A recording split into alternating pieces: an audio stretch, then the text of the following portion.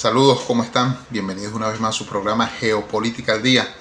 En esta quinta temporada de guerra, casi que la hemos catalogado de esa forma, observando por tercera semana consecutiva el avance en Medio Oriente, en la región de Medio Oriente, de los ataques entre Israel y Estados Unidos hacia Irán, y la respuesta, por supuesto, de Irán hacia Israel, hacia el Estado de Israel, el Estado sionista de Israel. Durante la semana hemos visto cómo la guerra comienza a tomar otros matices. Para Alfredo Jalife, ya lo hemos citado aquí, el gran maestro de la geopolítica mexicana y mundial, amplio conocedor de Medio Oriente, de toda la región de Medio Oriente, ha dicho que nos acercamos a una guerra global, a una guerra híbrida. En Venezuela, desde el año 2015, comenzó una guerra híbrida, la cual dio al corazón de la economía venezolana en primer lugar, en segundo lugar a la sociedad venezolana. Eso contrajo en sí casi el 96% de las reservas internacionales, de las reservas nacionales, una migración de casi 9 millones de personas, la devaluación, la inflación sumada casi en 4 o 5 ceros alrededor entre los 2016 y 2021, fases distintas incluso de recomposición monetaria, el quite o la extracción de más o menos 14 ceros a la moneda desde el año 2008 en Venezuela, lo cual, bueno, guerras híbridas, los venezolanos sabemos mucho, nos atacan mediáticamente, nos atacan la economía, nos bloquean, nos sancionan y dentro de todo, pues también tenemos o tenemos aún un gobierno o una cúpula gubernamental que es corrupta, que está corrompida en su máximo nivel, y todo ello pues trae consecuencias, y una de ellas pues ha sido la consecuencia negativa de la visión negativa que ha tenido también el venezolano en el exterior. Por otro lado, esta guerra comienza a tocar otros factores, más que todo de ganancias. La semana pasada aludíamos nosotros que Rusia era uno de los grandes ganadores de la guerra. Recuerden que la India en ese proceso Modi había visitado Estados Unidos, había visitado Israel, lo que no había hecho otro primer ministro de la India, puesto que la India responde a intereses más de bloque, hablamos de los BRICS, pero en esta conjunción de siglo XX y XXI en el cual la India ha tomado un poderío económico muy grande, es parte no solamente de los países BRICS, sino está dentro de las 5 grandes economías mundiales. Desplazó a Japón hace poco tiempo, lo que corresponde a la India en este momento en su canal, en su cambio estructural, en su cambio incluso de estructura mental. La India ya también comenzó su carrera espacial hace algún tiempo. La India va dando pasos adelantados con esto. Por supuesto que es un actor de la guerra, entró a la guerra de hace rato, cuando hizo la negociación de más o menos 750 mil millones de dólares con los Estados Unidos de Norteamérica por intercambio comercial, desplazando en un margen considerable, en un porcentaje considerable a Rusia, uno de sus aliados más leales, una de las alianzas más fuertes que hubo luego de finales del siglo XX hasta la actualidad.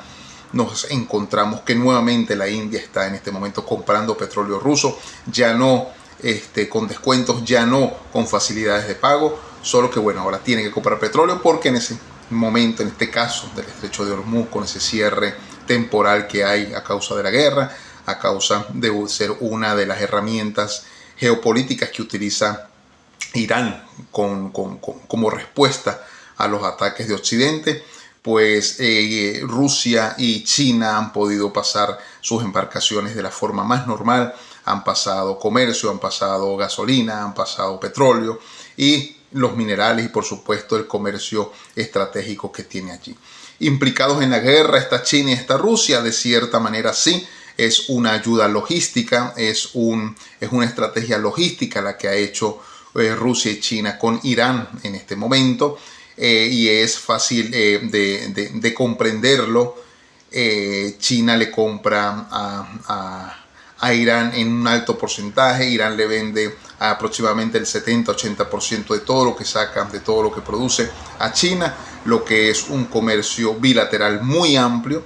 Y por supuesto China, con el poderío no solamente económico, social, de tecnología, militar y de que pueda tener alrededor, China es uno de los nuevos hegemones, o es el nuevo hegemón para muchos dentro de este nuevo circuito. Una cosa sí queda clara, y lo hemos visto esta semana, que cuando se mueve el petróleo, cuando se mueven las guerras, cuando está en juego esta guerra híbrida, esta guerra global, pues por supuesto otros factores a nivel internacional también comienzan a jugar dentro de la guerra, porque en estas guerras se ponen en práctica las nuevas armas, las nuevas infecciones, los nuevos fármacos, prostitución, narcotráfico, cosas que hemos repetido, pero que no nos cansamos de hacerlo, que no nos cansamos de repetirlo, porque es necesario que se entienda que el negocio más lucrativo del mundo y de la historia han sido las guerras.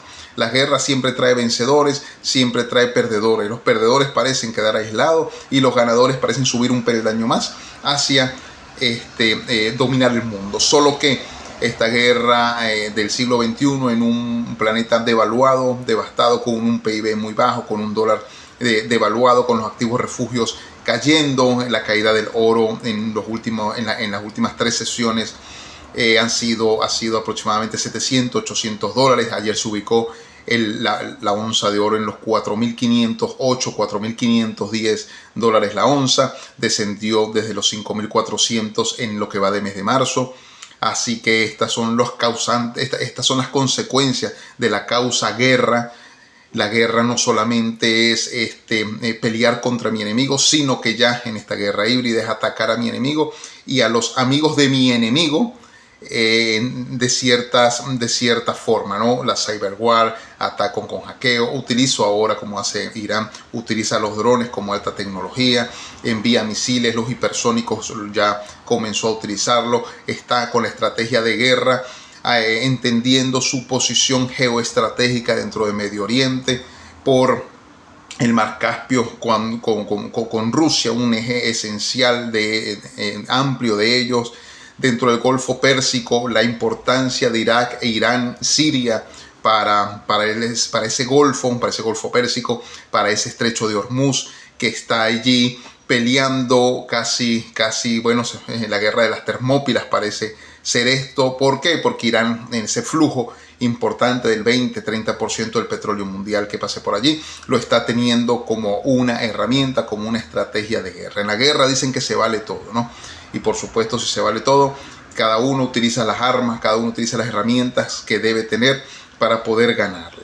La guerra ya trascendió, hay una guerra económica también, lo observamos en los activos refugios, observamos en la subida del dólar, que ha llegado hasta los $120 el barril. Hace poco esta mañana llegó a 106, 107, $108 el Brent.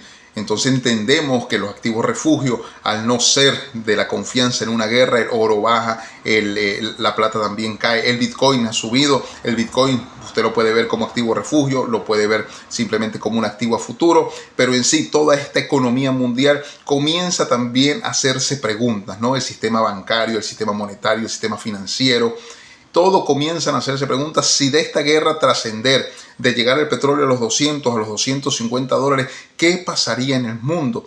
¿Qué pasaría con los precios? ¿Qué pasaría con la alimentación y con las otras guerras que pueden salir de allí, como la guerra del agua, la guerra de los alimentos, la guerra por el petróleo que podría comenzar pronto, ¿no? Recordemos las grandes reservas mundiales.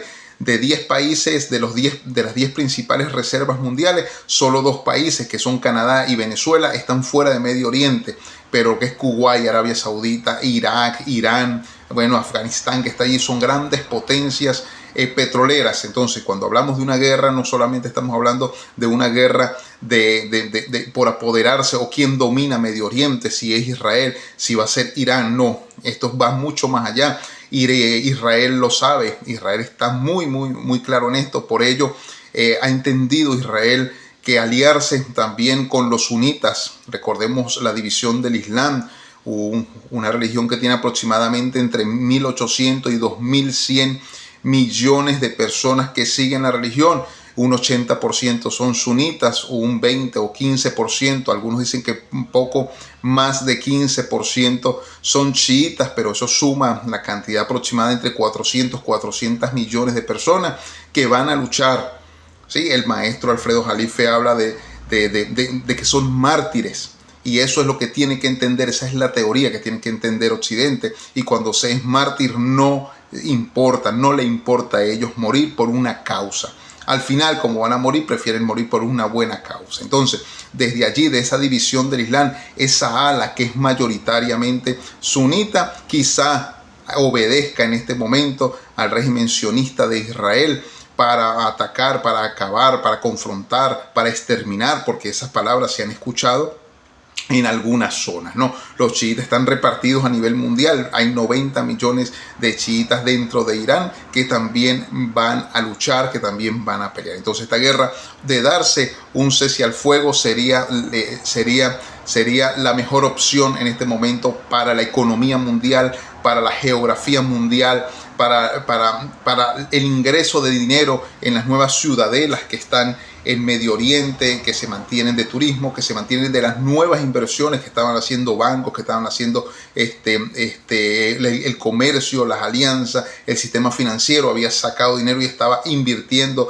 en Dubái, por ejemplo. Entonces, esto es lo que se tiene, en esto hemos analizado todos estos días para ver los diferentes factores, para tener la visión amplia, el abanico de ideas de lo que es la guerra que se está luchando en este momento en Medio Oriente, donde también se habla del tercer templo, del gran templo de Jerusalén, que se va a reconstruir, y allí va. Sí, entendemos nosotros que allí es una profecía y están tratando de cumplirla. Han tomado textos bíblicos sagrados para hacer una nueva narrativa y con ello argumentar, justificar la guerra que se está haciendo en este preciso instante. ¿Ok?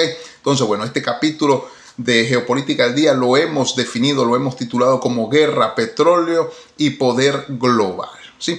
Hoy el mundo vuelve a mirar hacia Medio Oriente, así como lo ha hecho estas últimas 3 semanas. Pero esta vez no se trata solo de un conflicto regional, lo repetimos, es un conflicto global. Se trata de una crisis con impacto global.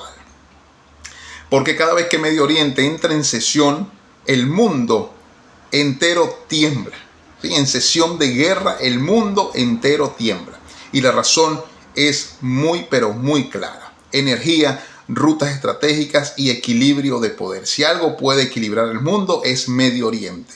Hoy vamos a analizar 3 claves esenciales de lo que estamos hablando aquí. La evolución de la guerra en Medio Oriente, el impacto directo en los precios del petróleo, que ya donde están, y las repercusiones que va a tener eso a corto plazo, y por qué Rusia y China podrían estar saliendo fortalecidos.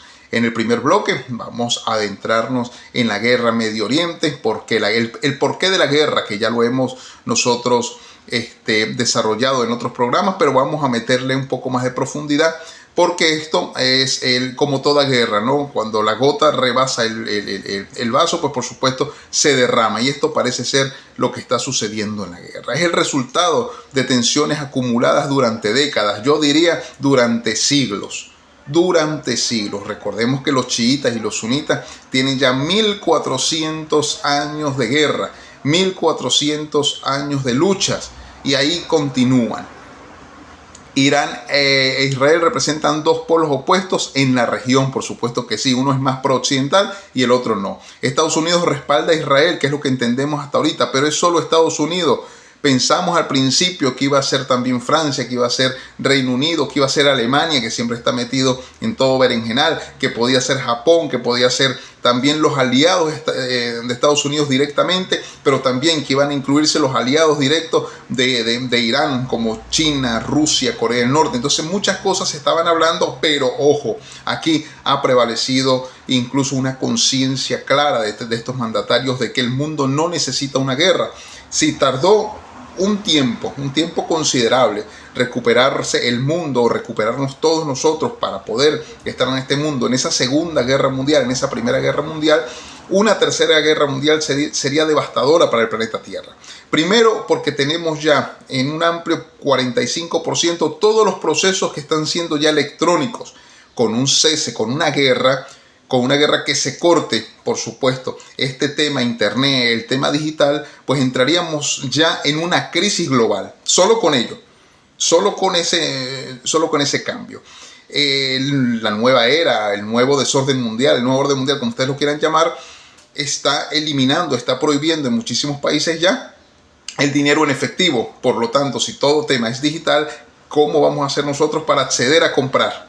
Sea en Europa, sea en Medio Oriente, sea en América Latina, sea en Estados Unidos, ¿no? Ojo con esto, esto es un tema que traemos a la mesa también, porque el conflicto puede escalar e ir directamente, es una guerra global, y una guerra global van a ir a atacar a todos los frentes. Entonces, Irán proyecta influencia a través de actores regionales, por supuesto que sí. Esto crea un escenario de confrontación indirecta que ha sido permanente. Recordemos Hezbollah, por ejemplo. Pero cuando la tensión sube, el riesgo, por supuesto, cambia. Hay ataques directos, ya han habido, tienen 3 semanas de ataques directos, escaladas militares, por supuesto que sí, presión sobre aliados, y en este momento uno de los que más tiene presión encima es Donald Trump. Donald Trump se ha dejado influenciar por parte de ese lobby sionista, aparte de Netanyahu. Algunos estadounidenses, algún lobby británico, el lobby israelí, por supuesto, de meterlo a la guerra. Él entra a la guerra porque, bueno, ya se ha tocado en este programa que el Mossad tiene imágenes, tiene información de él en los archivos de Epstein, que, bueno, se sigue hablando, pero no tan directamente como debería hablarse en las redes sociales y como debería hablarse en otros espacios. No, ojo con esto. Donald Trump entra a la guerra sin entender mucho sobre geopolítica y el impacto que pudo haber tenido o que puede tener solamente el cierre del estrecho de Hormuz. Con ello, los altos precios del petróleo también van directamente a los Estados Unidos negativamente, ¿no? Hay una gran masividad de petróleo que sale de Medio Oriente a los Estados Unidos, no solamente petróleo, recordemos los minerales raros, los minerales vitales en este caso que van a Estados Unidos, están tardando en llegar, otros han cerrado. Ayer hubo un problema por el ataque a una generadora de gas. Entonces todo esto va a ir escalando. Aquí van a ir llevando a cabo la guerra hasta el punto de que la guerra sea ya una confrontación militar a ciegas, porque cuando es a ciegas es cuando se quiere destruir absolutamente todo. Ya no va a haber estrategias militares de tipo coordinada para ir atacando solo puntos estratégicos, no. Eso lo vimos con las 170 niñas que ya muchas de ellas han muerto, la gran mayoría han muerto. Cómo se van atacando no solamente los sitios o los puntos estratégicos, sino a la sociedad en general. Entonces, cuando eso empieza a suceder, ya la guerra toma otro calibre. Aquí entra un elemento clave que son las rutas energéticas. Hay nuevas rutas que se empiezan a ampliar. Si no funciona este momento el Golfo Pérsico porque el estrecho de Hormuz está cerrado, está el canal de Suez absorbiendo casi todas las vías marítimas, el comercio marítimo. Está también el Cabo de Buena Esperanza, que, bueno, eso se utilizaba y se sigue utilizando, por supuesto, pero se utilizaba mucho más hace algunos siglos. El Mediterráneo en este momento, que puede estar convulsionado también de todo lo que va entrando y va saliendo del Mediterráneo hacia América, hacia Occidente. Todo esto comienza a reconfigurarse una nueva ruta energética. Y esta nueva ruta energética sale en algunos países muy victoriosos. Ojo, los que no pasan petróleo por el estrecho de Hormuz. Están saliendo beneficiados también otros países que en este momento ha impactado sus reservas dentro de esas multinacionales privadas que están extrayendo petróleo desde sus países y, por supuesto, están enriqueciendo las arcas de cualquier estado de estos. ¿Okay? El Golfo Pérsico concentra una parte crítica del suministro mundial de petróleo, por supuesto. Cualquier amenaza en esa zona impacta inmediatamente el mercado global. Ese es el punto número 1, que es la guerra en Medio Oriente. El punto número 2, o el bloque número 2, que es el verdadero campo de batalla, es el petróleo.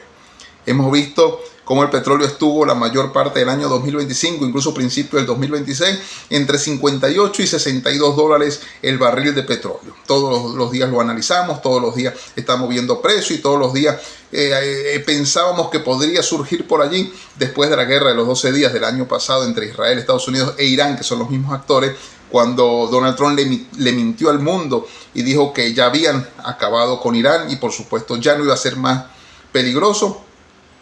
Vuelve a comenzar otra guerra. Entonces, ojo que aquí se caen las caretas.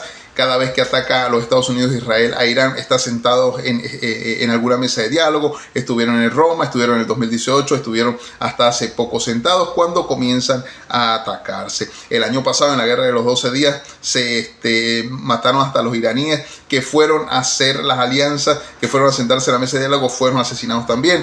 Asesinaron a científicos iraníes de gran trayectoria, que habían creado en los últimos 40 años una tecnología a base nuclear, a base de uranio. Por supuesto, esto es claro, creo que por ello es uno de los puntos, una de las causales mayores que quiso involucrar Israel y Estados Unidos, Occidente por supuesto, para atacar a Irán. Los que respaldan a los dos grupos no han entrado a la guerra todavía. Solo de apoyo logístico. Donald Trump pidió a la OTAN también entrar a la guerra, como fue con Ucrania, solo que en este momento que un país entre en guerra a bombardear a Irán, los misiles de Irán tienen largo alcance. No estaba viendo algún programa, estaba leyendo algo que tienen alcance incluso para llegar a Francia, para llegar a Alemania fácilmente, así que ojo con esto. El precio del petróleo, cuando aumenta la tensión, recordemos los catalizadores geopolíticos, y qué más catalizador geopolítico que una guerra para que el petróleo comience a hacer de las suyas, ¿no? Sube el riesgo, sube el precio, por supuesto que sí, y aumenta la incertidumbre. Y cuando aumenta la incertidumbre, afecta a la economía mundial. ¿Por qué? ¿Cuál es el primer punto el primer aspecto golpeado por una guerra? Es el transporte. ¿Por qué? Bueno, porque es la gasolina en este instante el que mueve más o menos el 80% del mundo. Y si hay cierre de donde sale el 30% de ese petróleo, pues van a haber problemas. Y el mundo del transporte, que es un universo, también entra en conflicto. Por lo que si sube el petróleo, pues también suben los pasajes, sube el combustible, sube el aceite y sube también todos los procesos de mantenimiento y sube, por supuesto, todo el sector transporte, caucho, rine, todo lo que usted tenga que ver con transportes, marcas, repuestos. El traslado de un lado a, si salen de Medio Oriente, los repuestos que salen de China, los repuestos que pueden salir de la India, todo ello que llegue a la América o que llegue a la Unión Europea o a parte de África, pues todo entra en colapso. Por eso el colapso puede ser global, un colapso mundial a partir de esta guerra, a partir de los altos precios del petróleo, porque si sube más el petróleo, pues hay inflación, el PIB de los países también desciende y puede entrarse que Dios no quiera, puede entrarse a una gran depresión económica, ¿no? A entrar en una depresión económica, una gran tensión económica, estaríamos nosotros por encima de la Gran Depresión estadounidense en el año 1929 y sería una crisis general. Una crisis general, vuelvo y repito, porque hay procedimientos digitales, la inteligencia artificial, el internet, y a partir de eso todos los procesos que se hacen con ellos, ¿sí? Pagos de nóminas, pagos de salario, envíos, correos, todo el mundo electrónico entraría en colapso. Así que todo lo que trae simplemente decir o atacar a un país donde está el estrecho de Hormuz, que es por donde sale el 30% del petróleo. Creo que Donald Trump aquí se equivocó en apoyar a Netanyahu en esta guerra, en este colapso general que está haciendo el Medio Oriente, porque también a los países que están dentro del Medio Oriente están en este momento teniendo presión. Entendemos que para salir de Dubái se estaba cobrando hasta $250,000 para salir bien de Dubái, no digo para que a usted le resguarden, tenga garantía de vida, están cobrando hasta $250,000. Aquí se moviliza también el mercenariado, las aseguradoras, el eje transporte vale mucho más porque no hay petróleo. Ojo con esto, el petróleo es la causante principal de cualquier guerra, ¿no? Hasta hace poco, vuelvo y repito, publicamos nosotros aquí en Europa cuál es el futuro del petróleo y hay 2 capítulos que se refieren a todo este tema. Así que entró el libro de cuál es el futuro del petróleo en el mejor momento, ¿no? También el otro eje, el segundo eje particular que entra en desorden es la producción y el tercero es la inflación. Recuerden, el transporte, la producción y la inflación a nivel mundial. Pero aquí está lo importante, el petróleo no es solo energía, es poder, porque quien controla el flujo energético tiene influencia global. El que controla el mundo petrolero en este momento es el hegemón del mundo. Y China y Rusia les está llegando petróleo claramente. Y en este contexto los mercados reaccionan no solo a hechos, sino a expectativas. Las expectativas que pueden abrirse de un cese o de una escalada de la guerra. Y el miedo también mueve precios, por supuesto que sí. La incertidumbre, qué mejor. Saben, los traders saben de esto, saben los que operan en materias primas, los que operan en divisas, los que operan Dow Jones, los que operan Nasdaq o el S&P 500, saben que la incertidumbre, el miedo es el mejor motor, ¿no? Recordemos que el rumor vende más que una noticia real. Entonces, ese es el segundo punto, los precios y lo que puede traer el mundo petrolero. El tercero que queremos traer aquí es el papel de Rusia y China. Yo los catalogo como los ganadores silenciosos. Sí, mientras Occidente se involucra en conflictos y tensiones, otras potencias observan y ganan. Rusia, gran exportador energético, se beneficia directamente de los precios altos del petróleo. Eso lo tenemos nosotros clarito desde el primer día. Mientras más tensión, más ingresos. Y vean la producción de Rusia y vean lo que han ganado en las últimas 3 semanas. China, por su parte, juega una estrategia distinta. Primero asegura el suministro energético. Por el estrecho de Hormuz pasan mis barcos, dice China. Fortalece relaciones con actores clave, con ambos actores. Fortalece con Estados Unidos y fortalece también con Irán, con apoyo logístico. Y evita, por supuesto, que es lo más inteligente. Sun Tzu lo decía, que la guerra, la mejor guerra o la guerra que más se gana es la que se evita. La que evita. Los sabios siempre van a evitar la guerra. Entonces China evita la confrontación directa. No apoyo a uno, no apoyo al otro directamente. Simplemente me aprovecho del momento y comercio con ambos. Eso estamos. En eso está el mundo. Y aquí no estamos hablando de forma sarcástica y nada, no, sino que esa es la realidad. Así es el mundo real. A veces uno se pone a ver el mundo como uno es o lo que uno cree, y con toda esa carga cultural, emocional, social que tiene uno en su crecimiento, pues uno cree que el mundo es tal cual como uno lo criaron. Como no, el mundo es real, y el mundo que se está viendo ahorita es el real. Mientras unos luchan, los otros ganan. En una guerra siempre hay perdedores y hay vencedores. Y los vencedores no solamente son los que van y conquistan otro territorio, no, son los que sacan provecho de todo ese territorio. Y China y Rusia están sacando el mayor provecho en estas últimas 3 semanas. Todo lo contrario, lo que le ha pasado al señor Donald Trump, que aunque narrativamente sigue manteniéndose, porque es un showman, es el mejor publicista del mundo, yo le he catalogado como el publicista del siglo XXI, en este momento tiene en contra muchísimas cosas. Un Senado estadounidense que está en contra de la guerra, un planeta que está en contra de la guerra, porque es que, vuelvo, insisto, la economía mundial pende de un hilo, y de un hilo muy, pero muy finito. De llegar a rebasar los $200 el barril de petróleo, el mundo entraría en colapso. Ambos países se benefician de algo fundamental, la distracción estratégica de Estados Unidos. Mientras Washington se enfoca en Medio Oriente, pierde foco en otras regiones que China y Rusia están atendiendo. Se dispersa su capacidad estratégica, por supuesto que sí. Mientras Estados Unidos tiene los ojos en este momento cómo acabar lo de Medio Oriente rápido, China y Rusia consolidan su influencia en otras regiones, en África. Tengo rato insistiendo sobre África, sobre las revoluciones nacionalistas que están naciendo en África.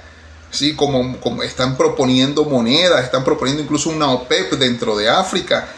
Esto, bueno, a la Traoré, ver su biografía, leerlo un poco, lo que está haciendo, lo que está pasando en Burkina Faso, lo que está pasando en la región central de África. Esto es clave, y China y Rusia tienen, por supuesto, influencia allí.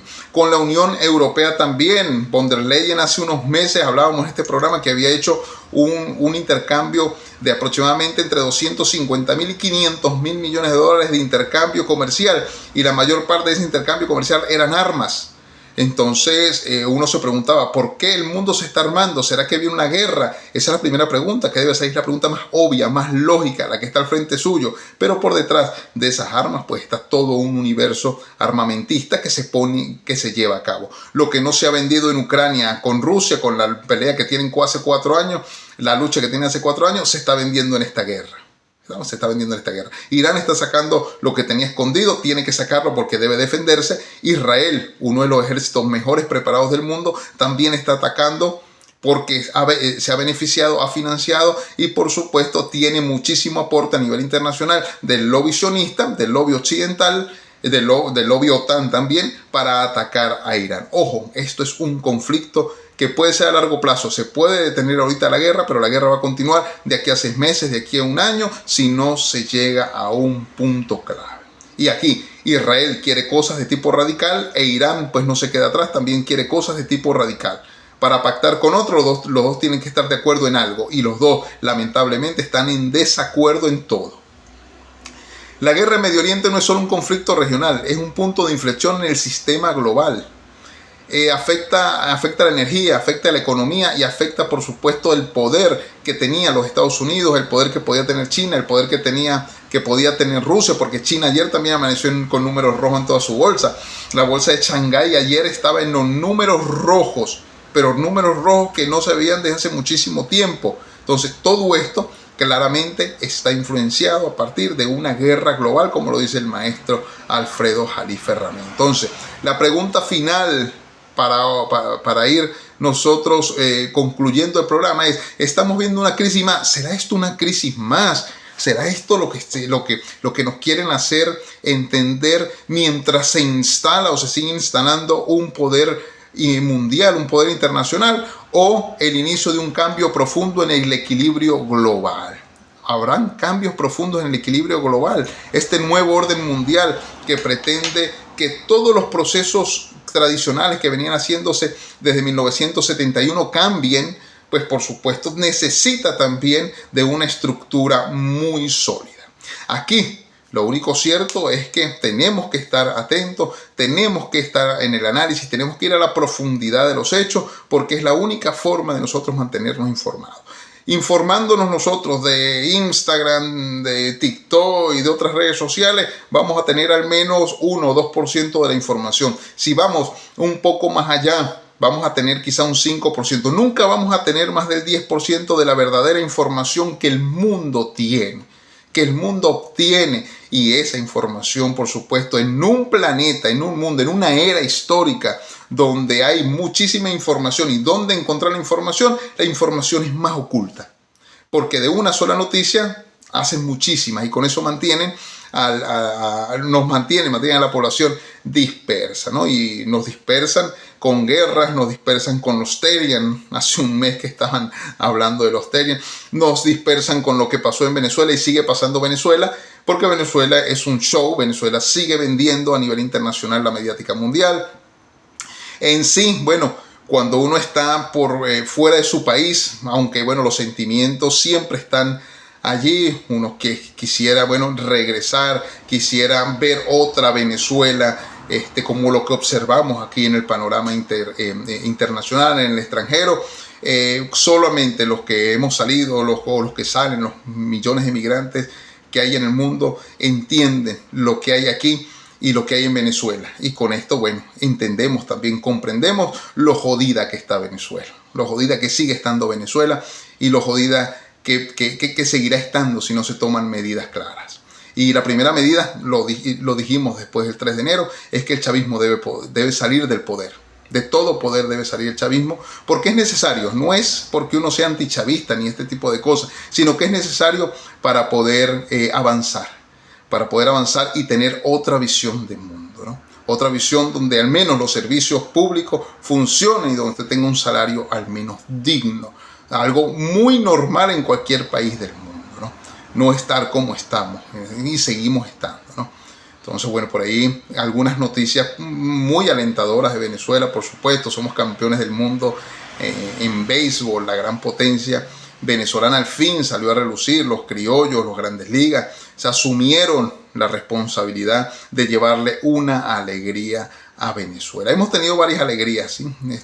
En estos últimos meses, ¿no? Ustedes saben cuál es la alegría más grande, pero bueno, esa alegría más grande tiene que transformarse en otra cosa, tiene que transformarse en progreso, tiene que transformarse en un camino más limpio para que Venezuela salga del foso donde está, del foso donde la empujaron, donde cayó, donde tuvo 26 años cayendo, tenemos que sacarle de allí. Y eso es compromiso, eso es trabajo de todos. Así que bueno, sin más noticias por ahora, me despido. Espero más comentarios, espero más visualizaciones. Esta semana fueron muy buenas. Los contactos, este tipo de temas llaman muchísimo la atención. Estamos aquí para esto, estamos aquí para ustedes. Pronto sale ¿Cuál es el futuro del agua? Es una trilogía que se está preparando desde el año 2016-2018, que comenzó en mi mente 3 preguntas claves. La primera es ¿cuál es el futuro del petróleo? Si vamos a seguir con el petróleo después del 2030, y por lo que se ve, por supuesto que sí, incluso va a ser todavía más, pero más querido, pues más anhelado el petróleo que nunca más en guerras. ¿Cuál es el futuro del agua? Era la segunda pregunta que yo me hacía por allá en el 2018. Le dimos respuesta, parte de respuesta a cuál es el futuro del agua. Y en el 2020 comenzó también cuál es el futuro del sistema monetario mundial. Eso para hacer una trilogía. Ya salió el primero, que cuál es el futuro del petróleo, salió el 14 de enero, lleva ya 2 meses en stand. Pronto saldrá cuál es el futuro del agua, y por supuesto a finales de año saldrá cuál es el futuro del sistema monetario mundial. Con esto, bueno, me despido. Estamos en el proceso de investigaciones, estamos en el proceso de escritura, estamos, bueno, atentos para todo. ¿Dónde encontrar los ensayos? ¿Dónde encontrar mis novelas? En los comentarios dejaré los diferentes links.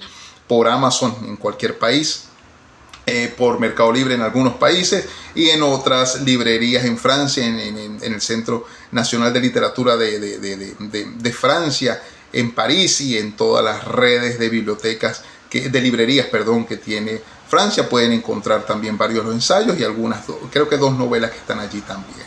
En Alemania también está en Singapur, Amazon Singapur, se puede encontrar algunos ensayos. Así que bueno, por allí me van a ir conociendo aún más. Así que bueno, me despido, no les quito más tiempo, que estén muy bien.